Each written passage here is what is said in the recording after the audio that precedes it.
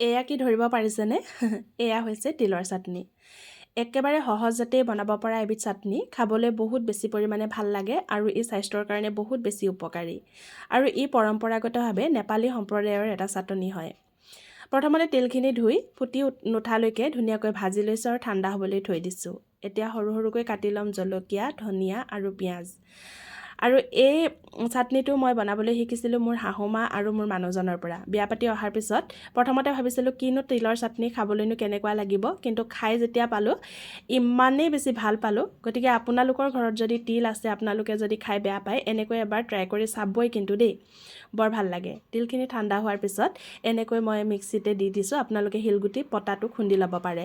যদি ভাল লাগে আপোনাৰ প্ৰফাইলত শ্বেয়াৰ কৰি থৈ দিব, আপোনাৰ বাই ভনী ককাই ভাই সকলোকে ভিডিঅ'টি শ্বেয়াৰ কৰি দিব, যাতে তেওঁলোকেও এই তিলৰ চাটনিৰ সোৱাদ ল'ব পাৰে। এতিয়া এখন প্লেটত গুড়ি কৰি লোৱা তিলখিনি উলিয়াই লৈছোঁ। তাৰ ওপৰতে মই কুটি থৈ দিয়া জলকীয়া, ধনিয়া আৰু পিঁয়াজ দি দিম। আৰু তাৰ লগত আৰু এটা বস্তু দিব লাগিব, যিটোৱে নেকি তিলৰ চাটনিখনৰ সোৱাদ দুগুণে বঢ়াই তুলিব। সেইটো নিদিলে কিন্তু তিলৰ চাটনিখন আধৰুৱা হৈ থাকিব। আচলতে আমাৰ ঘৰখন য'ত আছে, বিহাৰী, বেংগলী, নেপালী, মিচিং সকলোৰে সমাহাৰেৰে আমাৰ এখন সমাজ গঢ়ি উঠিছে। গতিকে আমি বিভিন্ন সমাজৰ বিভিন্ন খাদ্যবস্তুৰ সোৱাদ ল'ব পাওঁ। তাৰে ফলশ্ৰুতিত আজি আপোনালোকলৈ আগবঢ়াব পাৰিলোঁ তিলৰ চাটনিখন।